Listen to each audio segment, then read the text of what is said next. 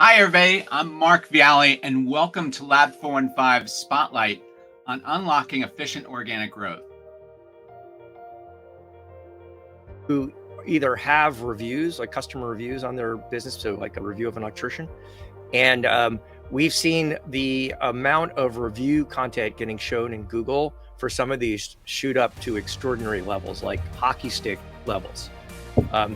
And we actually, this morning, I was on the phone with a client from Greece that actually declined to post these updates. They don't have reviews.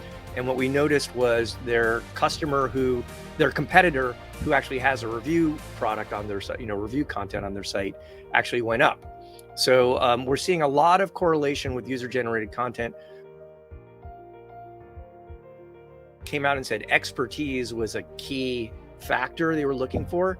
And so the way to think about reviews or like Q&As on Reddit and things like that is like a kind of a machine's version of expertise. And so we think, that's just one small thing that we see is it seems to be getting a lot of prioritization by Google to produce content faster. As an example, we right now are producing several thousand pages for a client. Probably take us 3 weeks to do it from start to finish. And they'll be, let's say, 90% as good as if we'd just handwritten them all.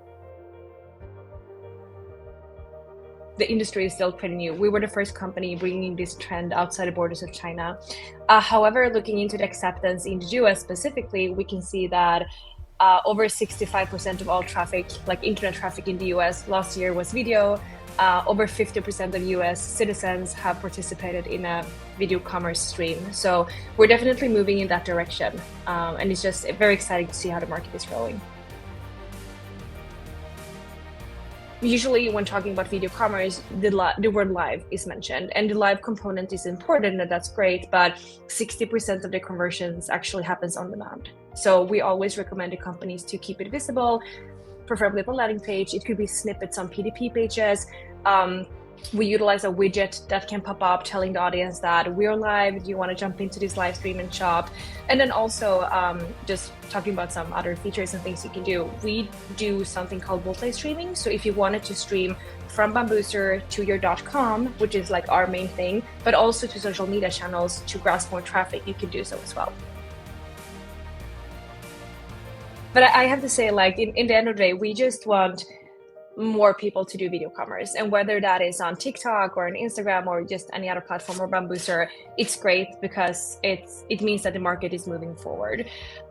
However, I would say the main difference between doing it on your .com and on TikTok, which by the way also like helps each other. So maybe a company should try to do both, because actually it can bump up the numbers rather than just trying one or the other, because it is different platforms that will give you different results. So usually on social media channel, the clients are to browse to find inspiration, but the shopping and where the companies might want to have the consumers actually convert should be on their website, because they'll get the full credit.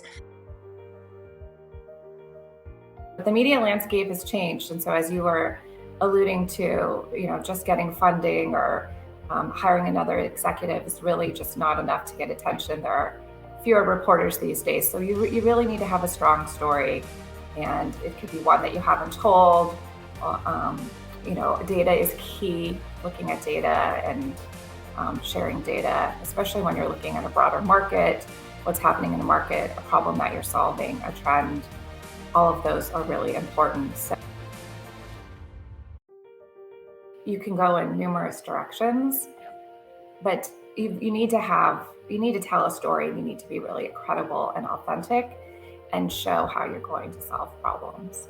And I think it's important to also say that just because you meet with a reporter and you do share something, it doesn't always equate to coverage right then and there. You do have to have, there are relationships to be built, especially when you're a smaller company and a newer company where a reporter or reporters don't know you.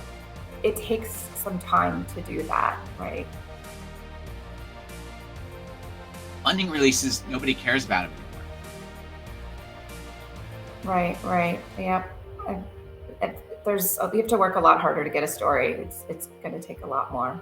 Yeah. And reporters want something unique, they want early access.